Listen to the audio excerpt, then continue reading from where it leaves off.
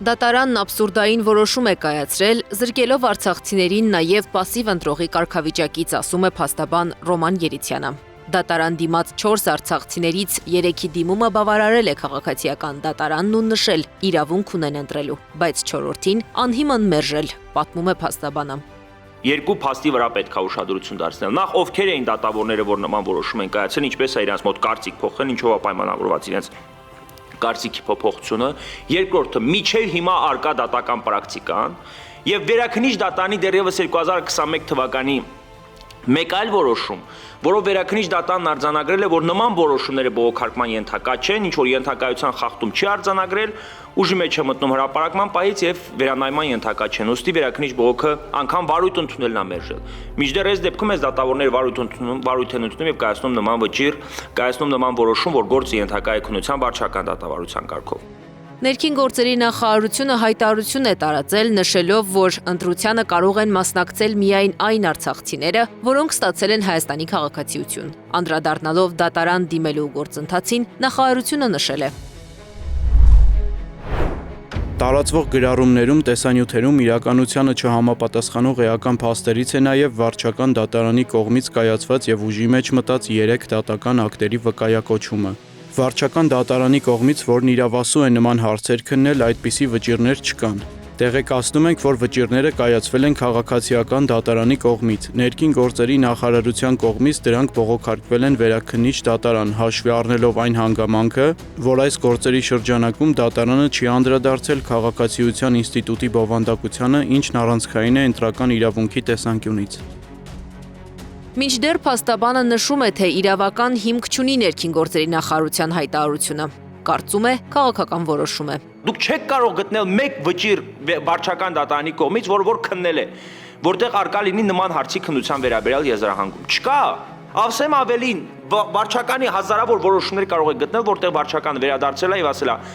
քաղաքացիականը պետքա քննի կամ իրենք են հասցեագրել քաղաքացիականին։ Հիմա ինչ է փոխվել, ինչ է արել ձեզ այդ արցախցիների 3 հատ դատական ակտը, ինձ դա է հետաքրքրում։ Ինչպես եք դուք նման մեկնաբանություն տալիս, ինչպես եք ասում, որ սա ճշգրտման հետ կապված վեճ չի։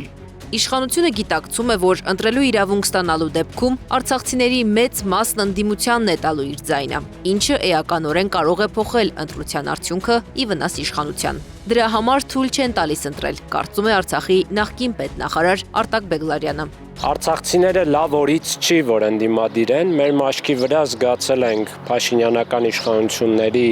խարդավանքները ու բազմաթիվ գործողություններ կամ անգործություններ, ոչ միայն մեր բռնի տեղահանման ու Արցախի ժամանակավոր կորստի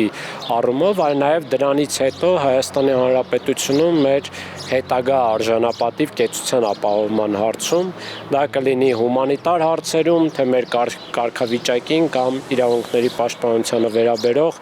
այլ հարցերում եւ ցավոք սրտի մենք այս իրավիճակում են գտնվում, որ որևէ կերպ Հայաստանի իշխանությունը վստահության տեղ չի թողել։ Զրուցակիցներս նշում են, որ նախընտրական փուլում արցախցիների նկատմամբ ճնշումներն ավելի են խստացել։ Փաստաբան Ռոման Երիցյանի խոսքով օրեր առաջ վաղ առավոտյան ժամը 6-ին ներխուժել են արցախցի ընտանիքի բնակարան եւ սկսել զանգվածային խուզարկություններ։ Առավոտյան ժամը 6-ի մտնում են տուն, երեխաները քնած, խոսքը վերաբերում է երեխաներ ասելով նկատի ունեմ 9 ամսական եւ 2-ամյա երեխաներին։ Տունը ամբողջությամբ տակնու վրա են անում, բոլորը հեռախոսները արգրավում, մարդկանց բերման ենթարկում, մարդկանց մեկուսացնում եւ նրանց մոտ ստեղծում արդեն ինչ որ մարդկանց մոտ արդեն անհասկանալի տարակուսելի եւ մեկուսացված իրավիճակ է։ Դա եղել է 3 օր առաջ, ես իրազեկվել եմ այսօր, բայց մինչեւ հիմա քննչական որոշ գործողություններ շարունակվում են։ Ընդ որում այն անձը, որը կասկածում է այդ ամեն ինչ մեջ, գիտեք ինչի հիման վրա է կասկածում։ Աչքերի նմանության հիման վրա մենք ունենք խուզարկության որոշումներ։ Աչքերի նմանության հիման վրա կրկնում եմ, բայց եթե դուք օրինակ նայեք արտակնապես աչքերը ոչ թե նման չեն, այլ գույներն են տարբեր։ Արցախցիներին թիրախավորում են քաղաքացիների աչքերում դիրքավորում որպես հեղաշրջում անելու ցանկություն ունեցողներ, նշում է փաստաբանը։ Բեգլարյանն էլ նկատում է, երբ իշխանականներն են ակնհայտ ատելության խոսք տարածում արցախցիների նկատմամբ, գրեթե անպատիժ են մնում, բայց հակառակ դեպքում բիրտ եւ անհամաչափ ուժ է կիրառվում։ Միանգամից իրավապահ մարմինները միջամտում են ձերբակալում են կամ բերման են ենթարկում նույնիսկ կանանց մանկահասակ երեխան ունեցող արցախցիներին եւ այլն։ Այսինքն